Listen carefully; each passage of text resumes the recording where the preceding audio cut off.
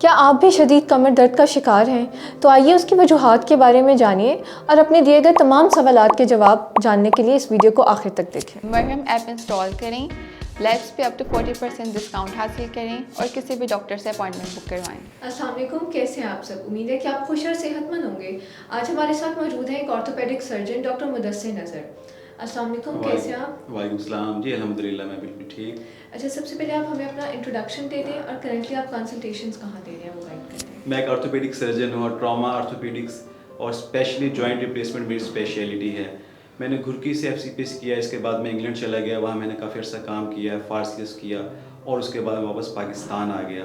Currently میں حمید لطیف hospital میں consultation دے رہا ہوں، اور اگر آپ نے کنسلٹیشن مجھ سے لینی ہے تو مرہم ایپ کے تھرو آپ بکنگ کروا سکتے ہیں۔ اچھا، آج میں آپ سے وہ کوشچن پوچھوں گی جو لوگوں نے انسٹاگرام کے تھرو پوچھے تھے۔ جی جی، سب سے پہلا کوشچن ہے، اسٹرانگ بونز اور جوائنٹس کو مینٹین کرنے کے لیے سب سے بہتر طریقہ کیا ہے، خاص طور پر عمر کے ساتھ ساتھ؟ اچھا، اس میں کچھ چیزیں ایسی ہیں کہ ایجنگ کے ساتھ تو تبدیلیاں آنی ہی ہوتی ہیں، ایک چیز وہ ذہن میں رکھنی چاہیے، لیکن اس پروسیس کو ہم منیمائز کر سکتے ہیں کہ اس کا جو پروگریس ہے وہ سلو سے سلو ہوتی جائے۔ کچھ چیزیں ایسی ہیں جو نہیں کرنی، مثال کے طور پہ اسموکنگ ہے، اسے بہت حد تک اوائڈ کرنا ہے، بہت زیادہ فاسٹ فوڈ کا استعمال ہے یا کیفین کولا ڈرنکس کا استعمال ہے، ان چیزوں کے استعمال کو کم کرنا ہے، کیونکہ یہ ساری بونس کو ویک کر دیں گی۔ ایک چیز ہوگی، پھر دوسری لائف سٹائل ہے کہ اچھا لائف سٹائل جس میں اچھی سلیپنگ ہیبٹس ہوں، ایکسرسائز ایک روٹین کے تحت کی جائے، at least 20-30 minutes daily routine میں ہونے چاہیے۔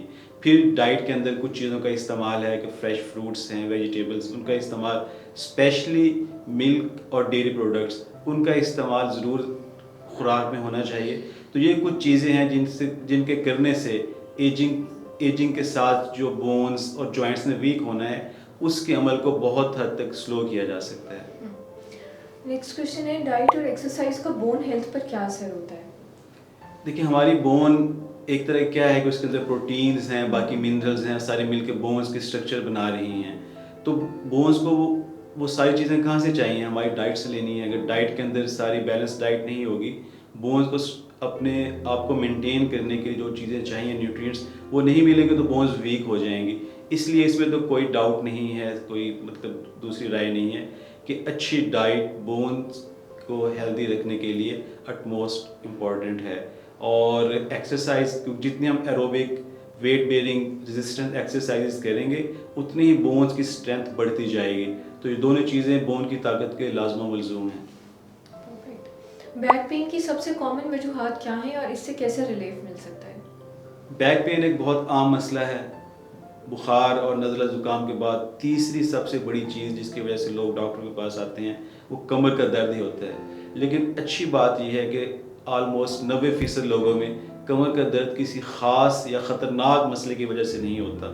عام طور پہ جو سب سے کامن ریزنز ہوتی ہیں کہ مسل اسپرین ہو گیا، کوئی اسٹرین ہو گیا، یا انڈیو پوسچر میں آپ بیٹھے رہے تو مسل اسٹف ہو گئے، اسپیز میں چلے گئے۔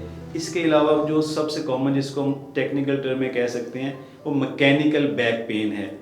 اس کے علاوہ اور بہت سی اہم کازز ہیں، انفیکشن کی وجہ سے ہو سکتا ہے، ڈسک کے مسئلے کی وجہ سے ہو سکتا ہے، مور ایک دوسرے سے آگے پیچھے ہو گئے ہیں اس کی وجہ سے ہو سکتا ہے، خدا نخواستہ کوئی گرا اس کو چوٹ لگی ہے اس کی وجہ سے ہو سکتا ہے، اگر کوئی ٹیومر ہے اس کی وجہ سے ہو سکتا ہے۔ لیکن جو سب سے کامن کاز ہوتی ہے وہ مکینیکل بیک پین، اور اس میں عام طور پہ ہماری لائف سٹائل ہوتا ہے، سٹنگ پوسچر ہے، پرولونگ ڈرائیونگ ہے، آکورڈ پوسچر میں سونا ہے، یہ ساری چیزیں ہیں جو بیک پین کو کنٹریبیوٹ کرتی ہیں، اس کے کازیشن میں اہم کردار ادا کرتی ہیں۔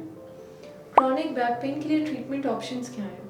کمر کا درد جو 3 سے 6 مہینے تک رہ رہا ہے اور ٹھیک نہیں ہو رہا، اس کو ہم کئی دفعہ کرونک بیک پین لیبل کر دیتے ہیں۔ تو اس میں بہت امپورٹنٹ یہ ہے کہ دیکھا جائے کہ کون سا وہ فیکٹر ہے جس کی وجہ سے بیک پین ہو رہا ہے، کیونکہ جب تک ہم اس چیز کو ایڈریس نہیں کریں گے پین ٹھیک ہونا مشکل ہے۔ تو اس میں جس سے پہلے ہم نے ذکر کیا ہے کہ اگر تو کوئی پوسچر کا پرابلم ہے یا کوئی نیچر آف جاب اس طرح کی ہے جس میں ہیوی لفٹنگ کر رہے ہیں یا پرولونگ سیٹنگ ہے، تو ان چیزوں کو پراپر ایڈریس کرنا ہے۔ اس کے بعد پھر دوسرے کازز آ جاتے ہیں کہ اگر کسی کو پین ہے اور ساتھ انفیکشن کی سسپیشن ہے کہ خدا نخواستہ کوئی انفیکشن نہ ہو، اس کے لیے کچھ بلڈ ٹیسٹ کروانے پڑتے ہیں۔ اگر کسی کو ڈسک کا مسئلہ ہے اس کے لیے کئی دفعہ میں ایکس رے MRI کروانا پڑتا ہے۔ تو یہ مینلی کاز پہ ڈپینڈ کرتا ہے.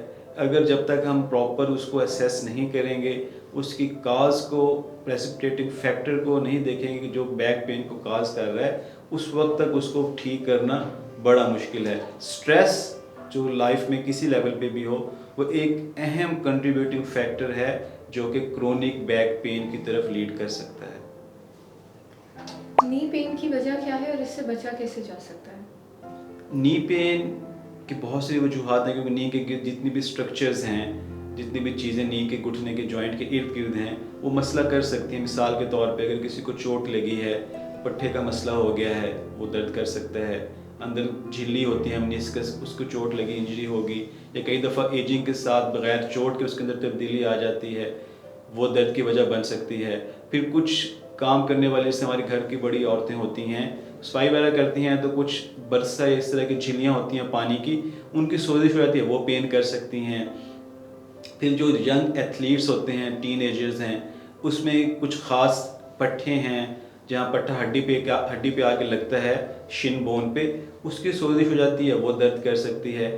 ایجنگ کے ساتھ جو جوائنٹ کی کارٹیلیج ہے, اس کے اندر کچھ تبدیلیاں آنے لگ جاتی ہیں اور وہ پین کی ایک ریزن بننے لگ جاتی ہیں.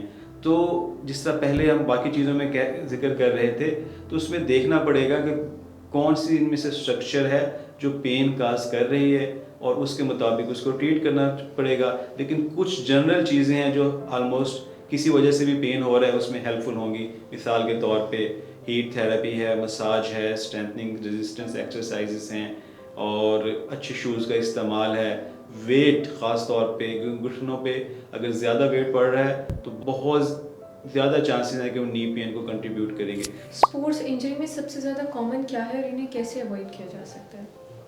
اگر ہم ایک بہت زیادہ ایک بڑا وائڈ سا سوال ہو گیا ہے, اس کو اگر ہم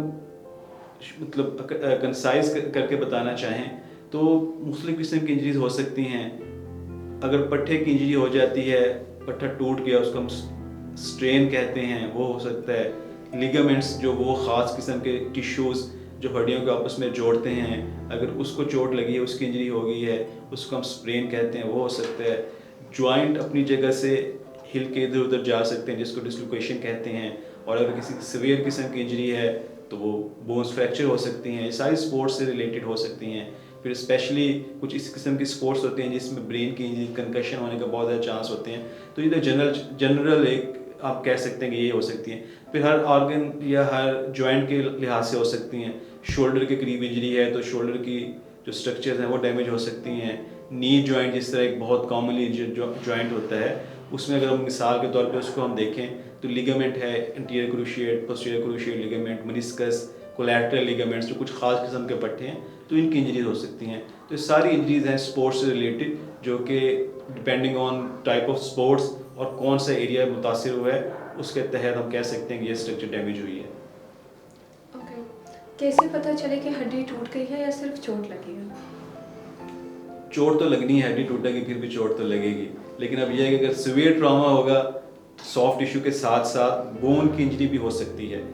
اب اس میں کچھ تو کلینکلی آپ دیکھیں گے, اسیسمنٹ پہ کچھ آئیڈیا ہو جائے گا. ایک تو یہ ہوتا ہے کہ عام طور پہ جو سافٹ ٹیشو کا پین کئی دفعہ اتنا سویئر نہیں ہوتا, لیکن اگر بونی انجری فریکچر ساتھ ہے تو سویئر انٹینسٹی ہوگی پین کی. پھر دوسرے نمبر پہ آبویس کئی دفعہ ڈیفارمٹی بندے کو فیل ہوتا ہے کہ میری جو ہڈی ہے وہ ٹیڑھی ہو گئی ہے, جس سے اس کو شک پڑتا ہے کہ لگتا ہے ادھر کچھ ہو گیا ہے. موومنٹس پہ ایکسٹریم لیول کا پین ہوتا ہے کہ اگر کوئی ہلانا چاہے, اگر لوور لمب کا فریکچر ہوا ہے جس طرح کسی بون کا, تو ویٹ بیئرنگ کئی دفعہ بہت پینفل ہو جاتی ہے, یا کئی دفعہ ایون بندہ پاسبل ہی نہیں ہوتا کہ ویٹ بیئر کر سکے لمب پہ.